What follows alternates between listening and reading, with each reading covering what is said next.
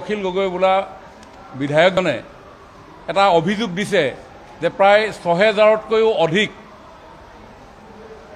বিশেষভাৱে মহিলা শিল্পীয়ে মেট্ৰিক পৰীক্ষা অৱতীৰ্ণ নোহোৱাকৈ এই ঝুমুৰ বিনন্দিনীত অংশগ্ৰহণ কৰিলে। তাৰ জৰিয়তে তেওঁ এইটো প্ৰকাশ কৰিব বিচাৰিছে যে চৰকাৰখনৰ কোনো দায় দায়িত্ব নাই, সম্পূৰ্ণ দায় দায়িত্ব লৈ আমি এই কাম কৰিছিলোঁ। কিন্তু অখিল গগৈ ডাঙৰীয়াই অসমৰ জনসাধাৰণক তেওঁৰ স্বভাৱবিদ্ধ যি মিছা কথাৰ জৰিয়তে প্ৰভাৱিত কৰিবৰ কাৰণে সদায় প্ৰয়াস চলাই আহে। তেওঁ কিছু কথা কোৱাৰ আগত তথ্যসমূহ লৈ ল'লে ভাল।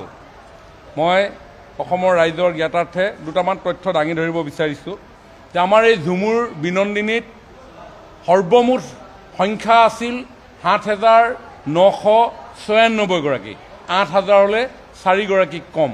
তাত পুৰুষ শিল্পী মহিলা শিল্পী উভয়ে আছিল।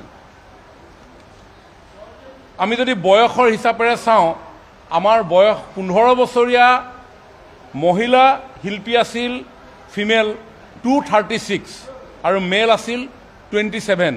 তাৰমানে ২৬৩ গৰাকী আছিলে ১৫ বছৰীয়া শিল্পী। ১৬ বছৰীয়া শিল্পী আছিল 395, মহিলা আছিল 353 আৰু পুৰুষ আছিল 42।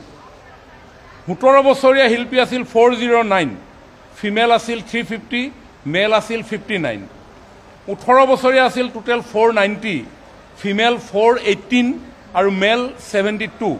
আৰু 19 years and above up to 35 years, 19 বছৰৰ পৰা 35 বছৰৰ শিল্পীৰ সংখ্যা আছিল ৬,০৭২ গৰাকী আৰু মাষ্টাৰ ট্ৰেইনাৰ আছিল 367। এতিয়া আমি এগৰাকী ছাত্ৰীয়ে কিমান বয়সত মেট্ৰিক পৰীক্ষা দিয়ে আমি সকলোৱে জানো। যদি ১৫ বছৰ বয়সত মেট্ৰিক পৰীক্ষাত অৱতীৰ্ণ হয়, তেতিয়াহ'লে আমাৰ সেই ছাত্ৰীগৰাকী তেনেকুৱা ছাত্ৰী মেট্ৰিক দিব পৰা ছাত্ৰীৰ সংখ্যা আছিল 236। এতিয়া সকলো ১৫ বছৰীয়া ছাত্ৰীয়ে মেট্ৰিক দিছেনে নাই দিয়া সেই কথাটো আৰু আমি পৰীক্ষা কৰিলে গম পাম। কিন্তু অখিল গগৈ ডাঙৰীয়াই কৈছে কিমান ৬০০০তকৈ অধিক মেট্ৰিকত অৱতীৰ্ণ হ'বলগীয়া পৰীক্ষাৰ্থীয়ে পৰীক্ষা নিদি ঝুমুৰত অংশগ্ৰহণ কৰিছে। আচলতে সেইটো কথা একেবাৰে মিছা কথা, কাৰণ 19 বছৰৰ পৰা 35 বছৰৰ সংখ্যাই আছিল ৬,০৭২ গৰাকী, কাৰণ 19 বছৰলৈ আৰু মেট্ৰিক দিবলৈ নাথাকে। গতিকে অখিল গগৈ ডাঙৰীয়াই এই সমাজখনে ইমান উৎসাহেৰে যি সংস্কৃতিক তুলি ধৰাৰ কাৰণে অংশগ্ৰহণ কৰিলে, সকলোৰে মন সকলোৰে চিত্ত প্ৰফুল্লিত হৈ আছে। তেওঁলোকে ভবাৰ ধৰণে ইমান দিনে মৰ্যাদা নোপোৱা কাম এটা আমাৰ চৰকাৰখনে কৰাৰ প্ৰয়াস কৰিলে, যাৰ জৰিয়তে এই বিনন্দিনীৰ ৰূপ সমগ্ৰ বিশ্বই আজি দেখিবলৈ সক্ষম হ'ল। এই কথাত তেওঁ ৰাজনীতি কৰিব বিচাৰিছে, এই সমাজখনক তুচ্ছ তাচ্ছিল্য কৰিব বিচাৰিছে, যেন তেওঁ এইটো ক'ব বিচাৰিছে যে এই সমাজখনে পঢ়া শুনাৰ পৰা আঁতৰি নৃত্য গীতত মচগুল হৈ থাকে। কিন্তু এই নৃত্য কৰিবলৈ ডক্তৰ শিল্পী আহিছে, এই নৃত্যত ইঞ্জিনিয়াৰ ছাত্ৰীসকলে অংশগ্ৰহণ কৰিছে, এই নৃত্যত LLB পঢ়ি থকা ছাত্ৰীসকলে অংশগ্ৰহণ কৰিছে, LLM পঢ়ি থকা ছাত্ৰীসকলে অংশগ্ৰহণ কৰিছে, পোষ্ট গ্ৰেজুৱেট কৰ্চত পঢ়ি থকা ছাত্ৰীসকলে অংশগ্ৰহণ কৰিছে। গতিকে অখিল গগৈ ডাঙৰীয়াক মই তেখেতক বেলেগকৈ নকওঁ, তেওঁক এইটো কথাই মই ক'ব বিচাৰোঁ যে যিকোনো কথা এটা তথ্যৰ ওপৰত ভিত্তি কৰি ক'লে তেওঁৰ নিজৰ ৰাজনীতিও গঠনমূলক হয়, মানুহৰ ওচৰত গ্ৰহণযোগ্যতাও থাকে। অন্যথা সেই ১,৮০,০০,০০০ হিন্দু বাংলাদেশী আহিব বুলি মানুহক যেনেধৰণে বিভ্ৰান্তি কৰি উন্নয়নৰ গতি স্থবিৰ কৰাৰ পিছত এতিয়া জনসাধাৰণে তেওঁলোকক বিশ্বাসত নোলোৱা এটা পৰিৱেশ হৈছে, সেই পৰিৱেশলৈকে তেওঁলোক আকৌ ঘূৰি যাব লাগিব।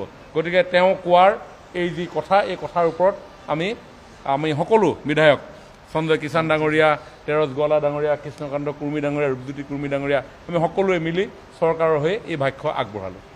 নাই, দুই এজন ক'ৰবাত থাকিব, মই আপোনাৰ হিচাপটো দিলোঁৱেই।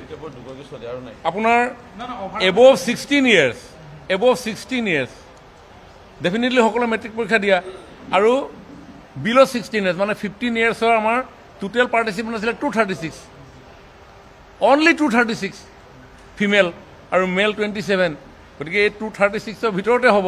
গতিকে এইটো যদি হিচাপটো লাগে মেট্ৰিক পৰীক্ষা তেওঁলোকে দিছে নে নাই দিয়া, এইটো কাইলৈ আমি হিচাপটো দি দিম। তেনেকৈ কোনো তথ্য নাই, আমিও খবৰ কৰিছোঁ তেনেকৈ মেট্ৰিক দিয়া। গতিকে মানুহক বিভ্ৰান্ত কৰিবৰ কাৰণে অখিল গগৈয়ে কৈছে তেওঁৰ কথাৰ কোনো ভেলুৱে নাই।